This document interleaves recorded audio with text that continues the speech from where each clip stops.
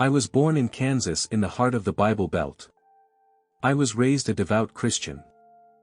I had been baptized by the age of 12, and taught the words of God, all the concepts of heaven and hell, as taught in the Bible, all of which I accepted and certainly believed. To me it was the gospel truth. I was very religious. I make a point of this because I did not have the normal NDE, which is unusual when you consider my background. By 1965, I was the mother of 4 children and the wife of a lineman for the power company, and to make ends meet, I was working in a drive-in restaurant. I was a deaconess and a Sunday school teacher in my church. My life revolved around my family, my church, and my home. In my spare time, I bowled twice a week in a bowling league. I began to have trouble with my left leg. It would give out and I could not stand on it. I went to my doctor and he recommended having the veins stripped in my left leg. He assured me it was elective surgery and I would be in the hospital only 3 days. The following week the operation went as planned, with no complications.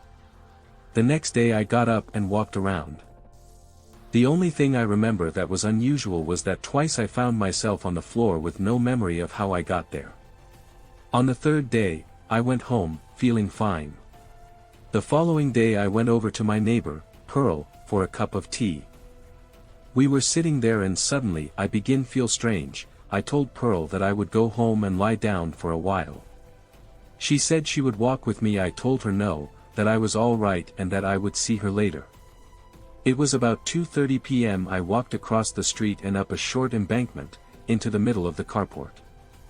Suddenly I was floating above my body, which was lying in the carport. I had no sense of movement and I was not afraid. I was fully conscious.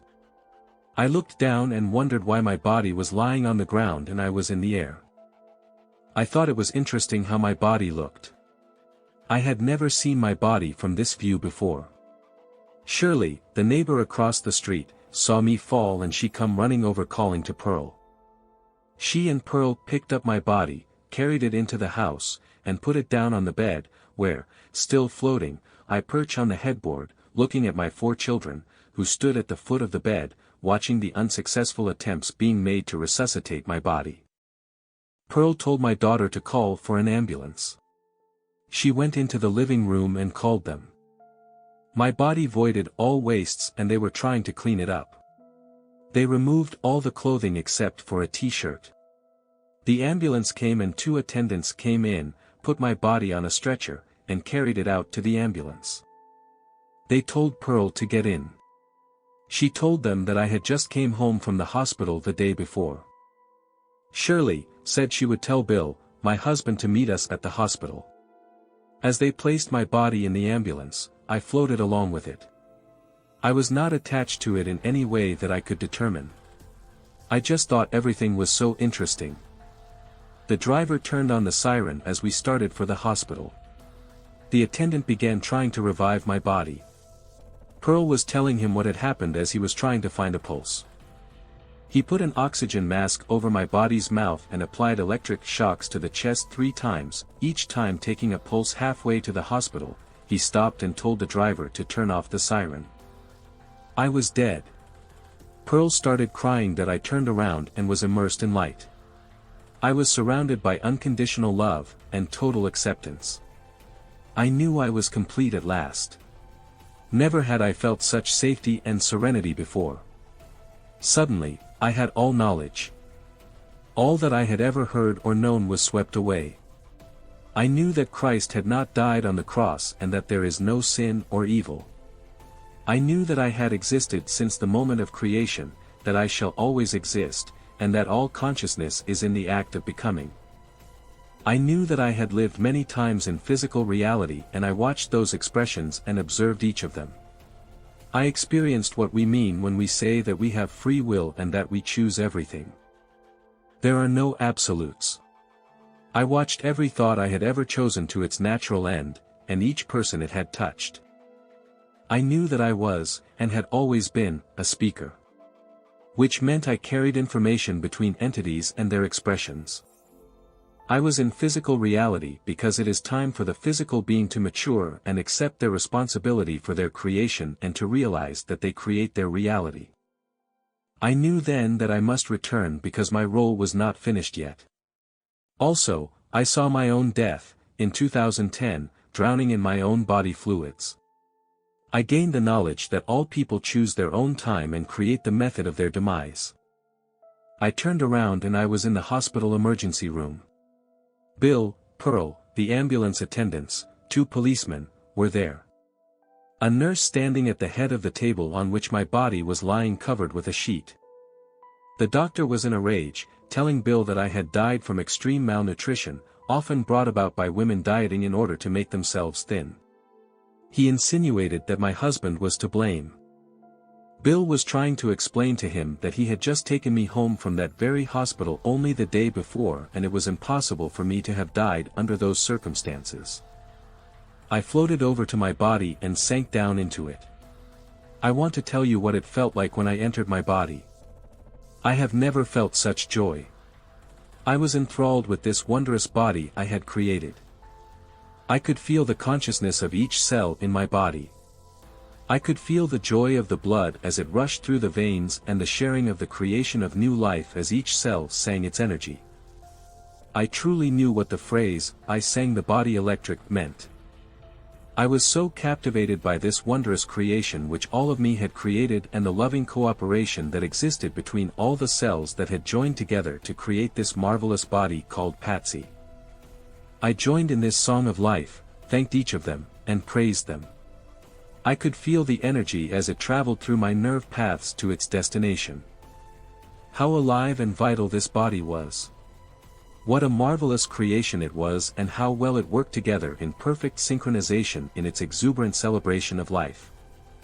As long as I wear this body, I will never forget what I had experienced in that moment. My body began to shake and the sheet fell to the floor. The nurse screamed. The doctor ran to the table. I sat up, trying to get off the table. I wanted to dance and sing for the sheer joy of being alive. He pushed me down on the table and told the nurse to get a sedative. I struggled to get up. I told the doctor that I was all right and I didn't need a sedative. Suddenly I realized I knew what everybody was thinking and they were all terrified. I calmed down and laid still. He was terrified to even touch me. The nurse did not want to approach the table again. Everyone in the room were frozen in place. As if their brains could not process what their eyes were observing. I became aware that I was ravenous. I told the doctor that I needed food. He sent for an orderly to take me up to a room. Then he went over to the desk and began to fill out papers. I could see that he could not think about what had just happened. He was afraid of me. The orderly came and wheeled my gurney into the elevator. As I was chattering away with the orderly, I noticed, Bill was staying as far away from me as possible. I knew in some way I had to help Bill because he had to go home and tell our children what had happened. I told Bill that I was all right and that I wanted him to go home and just tell the children that I would be home tomorrow. He never said a word. He just leaned over, kissed me, and took the elevator back down. The orderly told the floor nurse that all of them in the emergency room acted as if they had just seen a ghost. She laughed, asking me if I too had seen the ghost. I answered no and asked for something to eat and drink.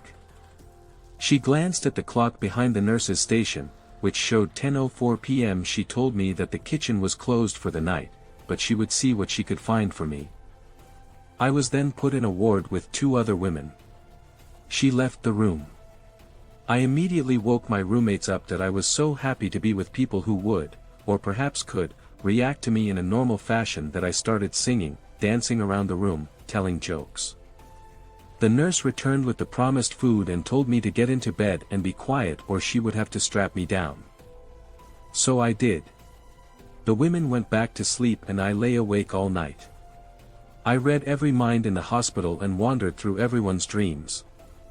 To the ones who were dying, I helped them to leave and explained to them where they were going. To the babies who had just entered this reality, I had long conversations and they told me why they had chosen to come and why they had chosen their parents. To those who were frightened and suffering, I helped them to see that they really chose the suffering and they had to choose not to suffer because it was not necessary. The next morning, a neurologist came in and asked me many questions. He poked me with a needle.